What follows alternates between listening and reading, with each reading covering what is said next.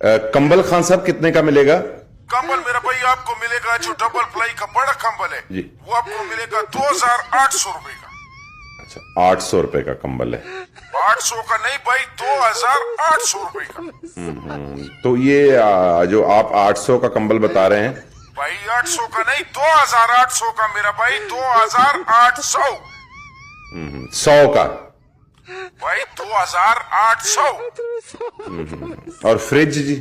Fridge आपको कौन सा साइज चाहिए? बड़ा साइज चाहिए, मीडियम साइज चाहिए? Full size, full size. Full size का फ्रिज वो आपको मिलेगा, अल्लाह आपका भला करे, 66,900 का। 900 रुपए की फ्रिज है। 66,900। ये छोटी फ्रिज है जो 900 की आप बता रहे हैं? मेरा भाई आपने फुल साइज का पूछा, बिग साइज, बड़ा साइज, जो सबसे बड़ा साइज